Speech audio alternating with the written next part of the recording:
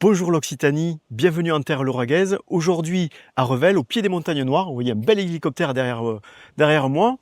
C'est pas un oiseau, c'est un oiseau métallique, mais ici on est au domaine des oiseaux heureux à Revel. Et Dominique et Corinne Cordier m'ont ouvert les portes du domaine, un endroit spécifique aux espaces événementiels, aussi très important, date à retenir, le 18 et 19 octobre prochain. Un énorme événement sans précédent sur Napoléon. Donc on va aller voir tout de suite Dominique Cordier, qui est un grand passionné de l'épopée napoléonienne. On y va, c'est parti, à tout à l'heure.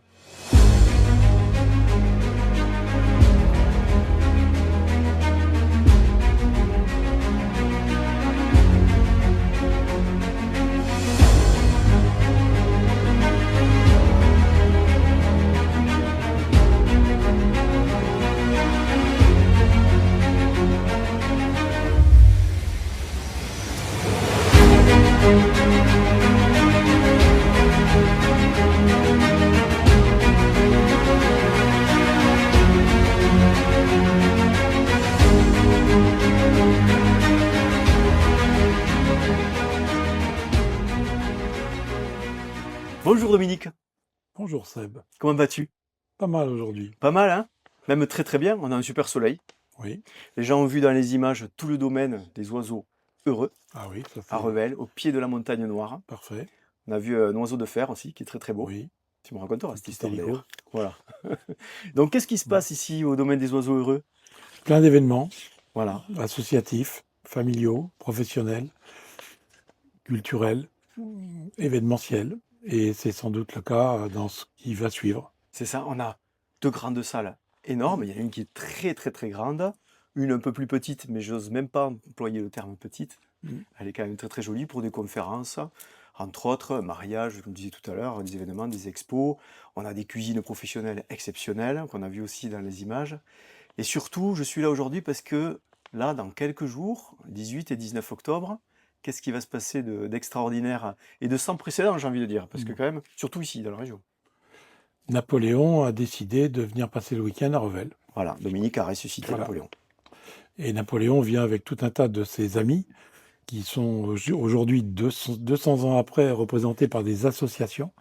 Et on a la surprise, parce que c'est une vraie surprise, d'avoir eu plus de 10 associations qui seront représentées dans cette manifestation, ce qui Extraordinaire. représente entre 50 et 80 ce qu'ils appellent des reconstitueurs, c'est-à-dire des gens qui se remettent dans la peau de ceux qui, il y a 200 ans, étaient des soldats de l'Empire de Napoléon. Voilà. Donc là, on va se retrouver avec des gens en tenue d'époque, de la nourriture d'époque, des jeux d'époque, des tirs de canon. Des tirs de canon, oui. Ça va être exceptionnel. Pour trouver l'entrée, comment ça se passe? On va sur le site internet, je prends mes billets ici sur place, je peux les prendre avant, Le tout mieux, est possible. si on veut être entre guillemets, accueilli en mode napoléonien, le mieux, c'est de le faire sur Internet. Voilà, De pouvoir. Là, l'avantage, c'est que chaque personne sera identifiée nominativement et avec un badge collector qu'ils pourront conserver par la suite, évidemment, super. et qui leur permettra de circuler avec leur nom bien écrit, leur prénom et leur qualité, ce qui permettra aux reconstitueurs de savoir à qui ils ont affaire, Très en bien. sachant que déjà, on est surpris par le fait que je crois qu'on est à une douzaine de couples qui viennent de Paris et d'ailleurs, etc. Ayant vu, je ne sais pas comment, sur Internet, qu'il y avait une manifestation à Revel et qu'on décidait de réserver des chambres dans la région pour venir passer les 3 jours de cette manifestation, c'est assez extraordinaire. C'est assez extraordinaire du fait que c'est, depuis le bicentenaire de Napoléon, m'a-t-on dit, une des plus grosses concentrations rares de passionnés de l'Empire, et surtout en termes de qualité de conférences, puisqu'on a à peu près Oui, 7 conférences qui sont de niveau tout à fait national, hein. Arte pourrait très bien en faire une émission spéciale, ça serait tout à fait dans le ton, hein. Tout simplement parce que les conférenciers, David Chantrane, François Houdessec, Benoît Vessel, Bernard Baldivia, euh, j'en oublie un qui s'appelle... je vais tous euh, les citer de toute manière, voilà, pour n'oublier personne. voilà, c'est Voilà. ça. Denis Bernard, Denis Bernard, c'est presque le plus important pour la région, parce qu'en fait, il va faire un exposé sur la bataille de Toulouse, qui opposa un maréchal d'Empire originaire du Tarn, donc un voisin de palier, quelque part. Et ce voisin de palier, devenu maréchal, parce qu'à l'époque, de la royauté, on ne dépassait pas le stade d'adjudant-chef, alors que sous Napoléon, qui réhabilite le méritage par rapport à l'héritage, on se retrouve avec des gens qui sont très courageux, valeureux, très intelligents aussi, et très stratèges, et qui vont devenir des maréchaux d'empire, pour lesquels la plupart des maréchaux, il y en avait 26 nommés par Napoléon, on va retrouver dans toutes les rues de France des boulevards Lannes, des boulevards Masséna, des boulevards la gare d'Austerlitz, enfin j'en passe, c'est des meilleurs. Il n'y a pas un endroit de France où il n'y a pas la trace de Napoléon dans tous ces sujets. Et Denis Bernard va nous faire tout simplement la bataille de Toulouse, qui opposa Soult à des armées des armées anglo hispano-portugaises, et il s'est plutôt bien débrouillé. Magnifique. Oui. La magie du digital fait que pendant que tu as discuté, Oui. que les gens t'ont écouté attentivement, il y a l'adresse du site internet qui s'est Oui. écrite, les réseaux sociaux pour aller voir un petit peu tout ça, aller prendre les billets, bien évidemment. On va faire plein de rencontres, il y a des invités sympas aussi, on va avoir des belles tables. Et en parlant de belles tables, je crois qu'il y a quelqu'un qui se promène un peu ici dans le secteur et Oui. qui a du vin aussi à nous présenter, Eh bien, en peut-être. fait, le côté assez amusant, c'est que ce garçon est à 2 pas. C'est un voisin de palier en termes de vin, il n'est pas très loin. Et un des maréchaux d'Empire qui a fini roi, et en particulier roi de Suède, a eu la chance un jour de passer pas loin du château qu'il possède aujourd'hui et qui fait du vin, et d'y trouver un intérêt, puisqu'il avait besoin d'eau, ou je sais pas trop, pour ses troupes. Et bien, et il a dit, ce que peut-être promesse qu'il n'a peut-être pas réalisé, il faudra que je revienne au château de Gaude. Et c'est peut-être l'occasion, puisque lui n'est pas revenu, qu'on le fasse revenir au moins dans l'esprit, si c'est en forme physique, vers nous le 18 et 19. Donc le château de Gaude, adoré par Bernadotte, devenu par la suite roi de Suède, sera présent à l'événement, effectivement. Ben, c'est beau ça. Ben, écoute, Oui. on va demander à Pierre Fabre de nous raconter un petit peu l'histoire de son domaine alors. Qu'est-ce que t'en penses? Parfait. C'est bien ça. On fait ça. Vive l'empereur, vive l'Empire, et bienvenue à Revel, Napoléon. On vous attend tous. Merci Dominique. Et bonjour Pierre. Bonjour monsieur, C'est l'invité surprise.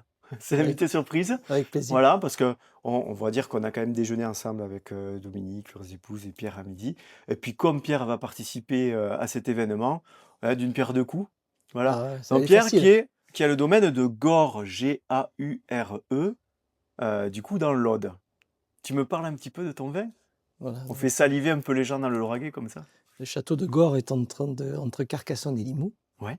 Alors, vous m'excuserez, mais la voix est un peu délicate aujourd'hui parce On a que des micros super performants. voilà, donc et l'énergie n'est pas celle qui est d'habitude. Mais je vais quand même vous expliquer. Ce château de Gore est millénaire puisque les Romains avaient installé une villa, puis les Templiers étaient présents. Ah, Il y wow, a un j'adore. certain Arnaud de Gore. Au 8e siècle, il y avait même une princesse qui s'appelait Aldérica. Donc, on a toute une histoire.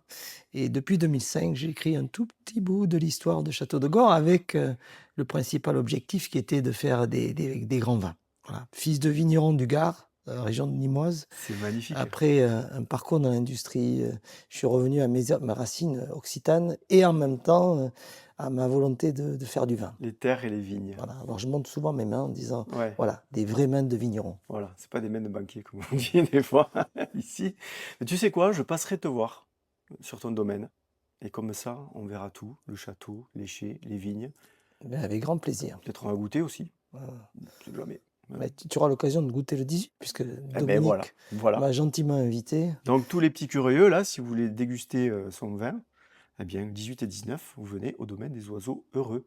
Et vous aurez une surprise, parce que Bernadotte étant passé au château de Gore en 1800 et quelques, nous avons décidé de remémorer cette histoire et de faire une cuvée Maréchal de France, Bernadotte Maréchal de France. C'est Donc, pas beau ça? on va aller sortir un vieux millésime, probablement un 2018 et peut-être un magnum de 2011 à l'effigie de Bernadotte. Et donc, vous aurez l'occasion de goûter Waouh. des vins avec le style Château de Gore, le 18, à la maison des oiseaux heureux. Ben, magnifique, merci beaucoup Pierre. Avec grand plaisir. Dominique, Oui. tu viens faire un petit bye-bye avec nous? Mais oui. Un petit bye-bye avec nous? Alors on fait comment quand on fait un petit bye-bye? Faire un petit bye-bye? On fait comme ça? On se met comme ça et on dit salut, Salut. et à très À bientôt. bientôt. Rendez-vous 18 et Salut. 19 octobre ici au domaine des oiseaux heureux. Salut tout le monde. De Ciao, ciao. bonheur et de bonne humeur. Voilà, merci.